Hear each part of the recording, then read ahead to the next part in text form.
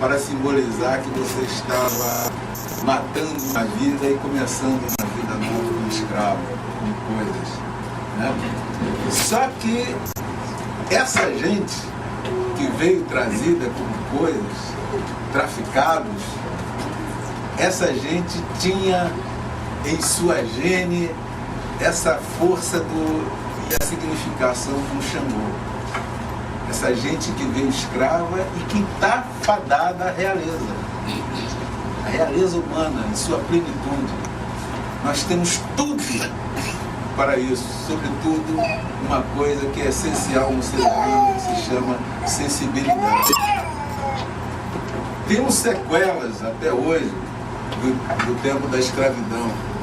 Imperceptivelmente, até uma campanha na televisão perguntando, né, onde você esconde o seu racismo. Nós todos estamos maculados por essa tragédia humana chamada intolerância, que não tem cor. A Cássia, na abertura, leu um poema de homenagem à memória da princesa Isabel, que terminava com essa imagem de que o ser humano não tem cor. Nós somos espíritos, nós somos eternos, nós estamos neste planeta para realizar alguma coisa maravilhosa que nós não sabemos ainda o que é, mas sentimos que a importância e a transcendência disso. Nós vamos chegar lá, nós vamos realizar um grande plano de Deus, que cada um desempenhando o papel que a natureza lhe inspira e lhe impulsiona a fazer isso. Mas eu entendo que nós temos que lançar nossos olhares para o passado, né? Como os judeus fazem, né? Ao lembrar com tanta constância o drama do Holocausto, da Segunda Guerra Mundial, em que há um número cabalístico de 6 milhões de judeus que foram mortos, mas ninguém jamais se deteve a pensar no sacrifício e no Holocausto dos negros na própria África. Quem se debruçar a ler a história do povo belga, a história do rei Leopoldo, foram pelo menos 12, não 6, 12 milhões de negros que eram obrigados a entrar na floresta, as mulheres postadas nas fímbrias das florestas, para obrigar os maridos, os companheiros a se internarem na selva, porque aqueles que se recusavam, as mulheres tinham a mão direita cortada. Os mourões das cercas dos oficiais belgas eram enfeitados com crânios de negros. Ninguém fala nisso em lugar nenhum do mundo.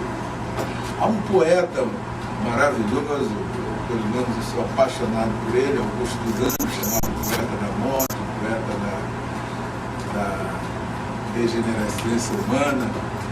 Mas eu entendo que o Augusto, ao cantar a morte, ele estava louvando a vida. Não se vê nos poemas do Augusto dos Anjos uma referência à mãe dele.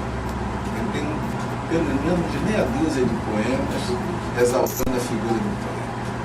E isso é uma coisa que sempre me chamou a atenção.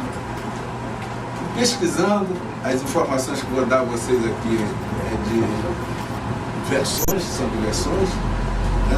Não tem uma exatidão histórica, né?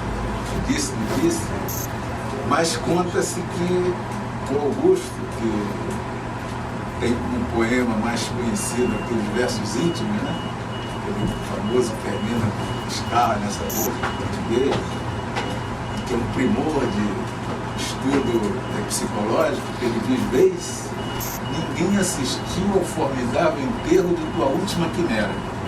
Somente a ingratidão desta pantera foi tua companheira inseparável. Como foge dessa sociedade. A véspera do escravo. A mão que te afaga é a mesma que a deseja. Se alguém causa ainda pena tua chaga, pedreja essa mão vil que te afaga, escarra nessa boca que te beija. Quem ouve esses versos sente o amargor de alguém pela vida, mas não era de alguém pessimista, Era alguém que lamentava porque tinha sofrido intensamente. A história que eu estou querendo destacar do Augusto é de um soneto dele chamado A Árvore da Serra. Conta-se que ele teria se apaixonado por uma retirante filha de um vaqueiro. A história apaga que essa retirante era negra.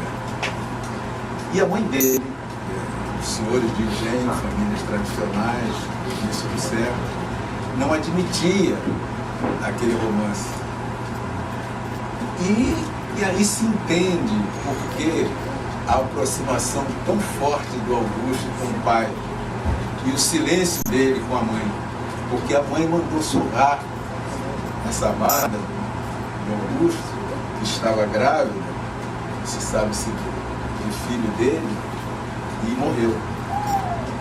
Então esse soneto não fala de ecologia, apesar do título, né? A Árvore da Serra. A árvore é essa moça sacrificada.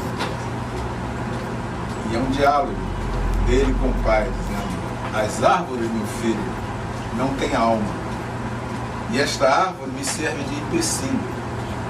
É preciso cortá-la, pois, meu filho, para que eu tenha uma velhice calma. Meu pai, por que sua ira não se acalma?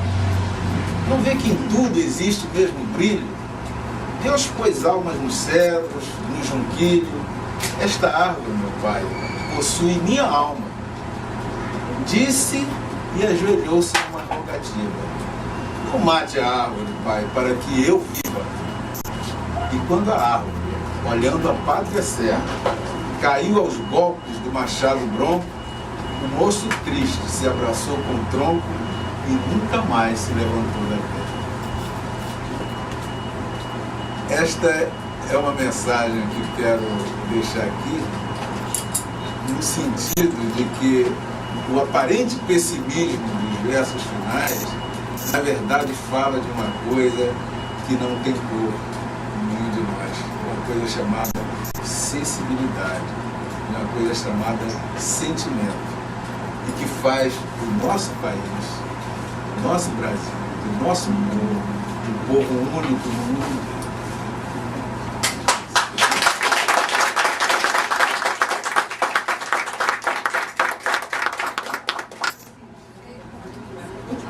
Agora a classe vai servir um coquetelzinho, mas continua aberta alguma manifestação artística.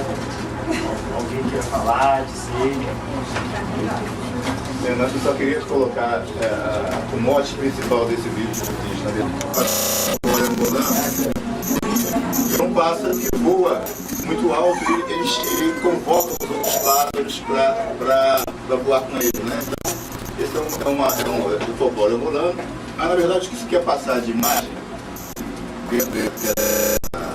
da simbologia é que o povo galão diz: olha, faça como um umbi, não se rastreje, sempre acima das coisas. Isso faz me lembrar, na verdade, quando pensando nesse vídeo, eu usei essa música para ter o seu mote desse vídeo, né? Mas isso também me traz uma lembrança, porque eu estou muito combativo com relação à escravidão, muito revoltado, né? E de repente eu percebi que não leva a nada, eu fiquei acima das coisas, sublimar tudo isso que aconteceu e estar acima dessas coisas para poder entender, naturalmente, sem deixar ser humilhado, sem deixar de brigar com relação às coisas que a gente precisa, mas fazer isso de uma forma superior, de uma forma que esteja acima disso.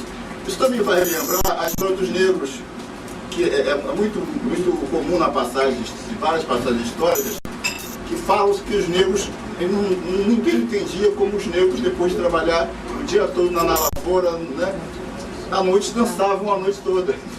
Ou seja, é muito comum que essa dança, e é muito natural que essa dança seja a sublimação mesmo, seja a resistência, a forma de vida, estar acima das coisas para superar as adversidades. Eu acho que isso foi um mote que eu queria passar nesse discurso.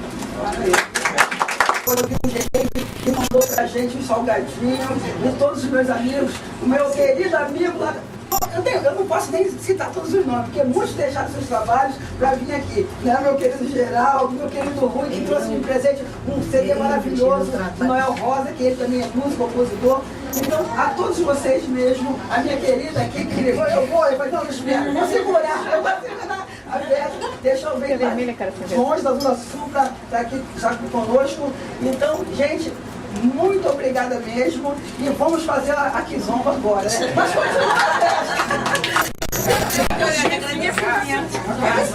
continua a festa. Tá comendo não, Nilson? Desci com a Kizomba, obrigado. Igual aí,